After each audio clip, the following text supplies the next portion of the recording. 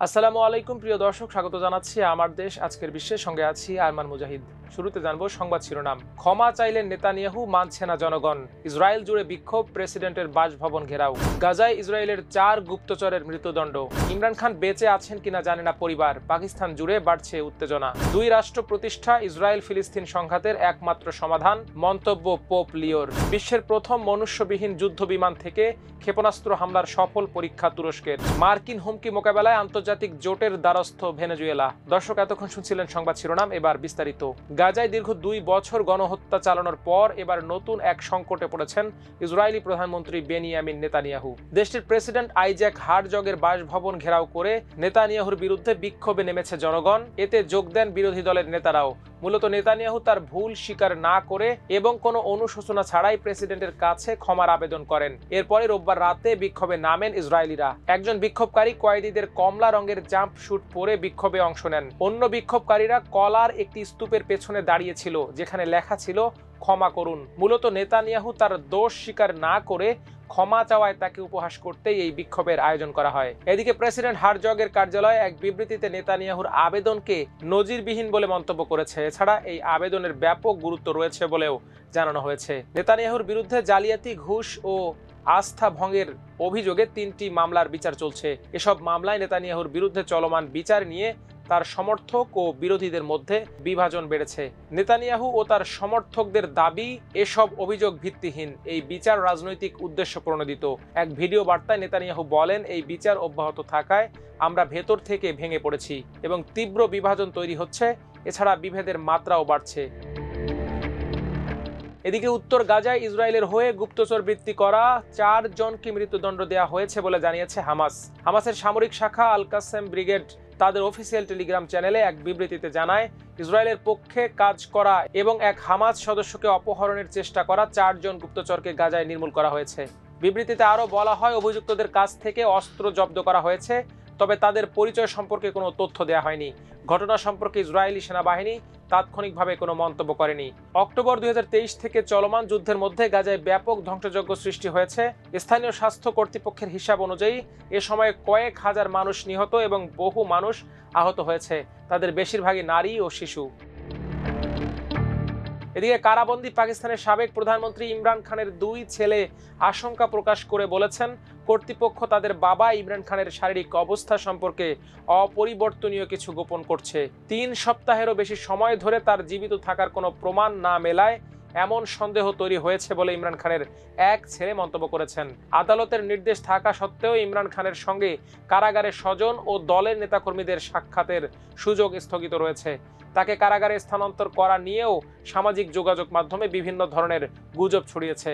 এমন পরিস্থিতিতে ছেলে কাসিম খান ব্রিটিশ সংবাদ মাধ্যম রয়টার্সকে দেয়া এক সাক্ষাৎকারে বলেছেন, আদালতের সাপ্তাহিক সাক্ষাৎকারের নির্দেশ থাকা সত্ত্বেও পরিবার ইমরান খানের সঙ্গে সরাসরি কিংবা যাচাইযোগ্য কোনো যোগাযোগ করতে পারছেন না। কাসিম খান বলেছেন, আপনার বাবা নিরাপদ আছেন, আহত হয়েছেন, এমনকি বেঁচে আছেন কিনা এটা না জানতে পারাটা এক ধরনের মানসিক নির্যাতন। তিনি বলেন, কয়েক মাস ধরে তার সঙ্গে স্বতন্ত্রভাবে নিশ্চিত কোনো যোগাযোগ করা যায়নি।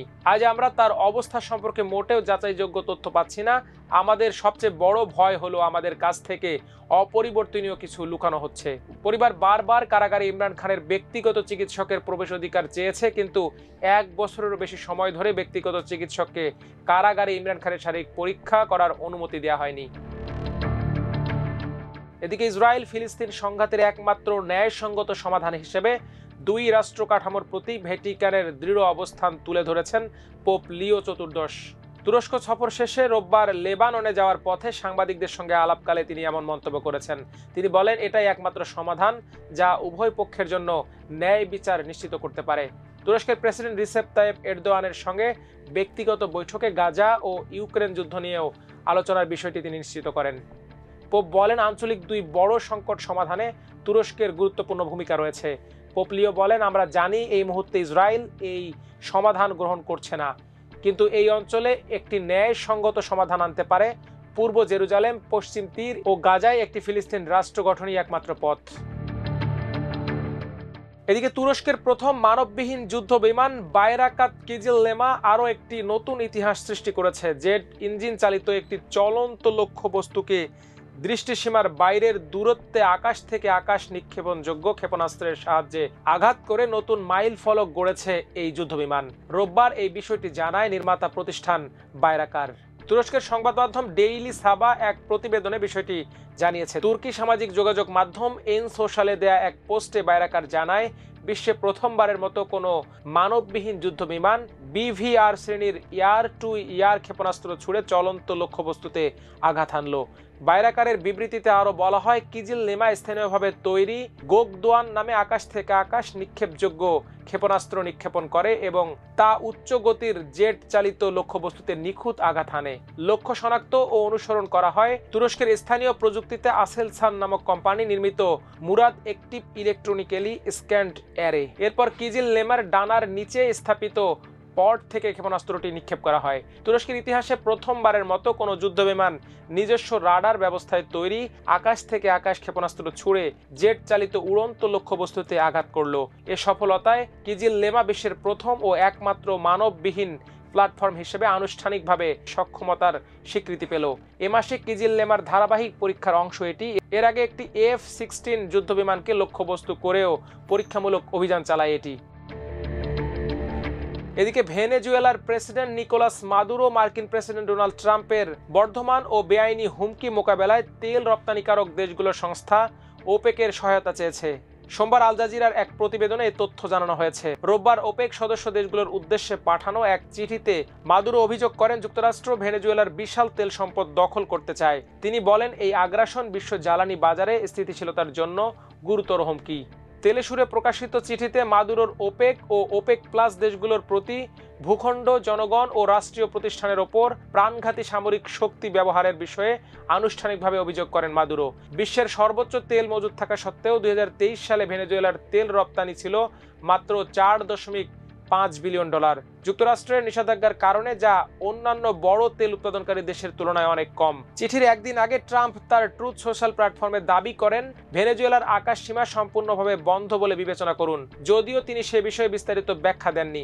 ভেনেজুয়েলা এ মন্তব্যকে ঔপনিবেশিক হুমকি বলেও আখ্যায়িত করে। মাদুরো সরকার দীর্ঘদিন ধরে দাবি করছে, ক্যারিবীয় অঞ্চলে যুক্তরাষ্ট্রের সামরিক উপস্থিতি বাড়ানোর উদ্দেশ্য হল দেশের তেল ও গ্যাসের নিয়ন্ত্রণ নেয়া, যদিও ওয়াশিংটন বলছে তাদের কার্যক্রম মাদক অভিযানকে কেন্দ্র করে। কিন্তু সমালোচকরা বলছেন, যুক্তরাষ্ট্রের নিজস্ব তথ্যই দেখায় ভেনেজুয়েলা থেকে আসা মাদকের পরিমাণ খুবই কম। এদিকে যুক্তরাষ্ট্রের হামলায় কথিত মাদকবাহী জাহাজে অন্তত 83 জন নিহত হয়েছে, যা মানবাধিকার সংগঠনগুলো আন্তর্জাতিক আইনের লঙ্ঘন বলে উল্লেখ করেছে। এছাড়া যুক্তরাষ্ট্র ক্যারিবীয় অঞ্চলে বিশাল সামরিক উপস্থিতি বজায় রেখেছে, যার মধ্যে রয়েছে বিশ্বের বৃহত্তম বিমানবাহী রণতরী USS জেরাল্ড আর ফোর্ড, অন্যান্য যুদ্ধবিমান, হাজারো সেনা ও F-35 যুদ্ধবিমান। দর্শক, আজ এই পর্যন্তই। সবাই ভালো থাকুন, সুস্থ থাকুন, থাকুন আমার দেশের সঙ্গে। আল্লাহ হাফেজ।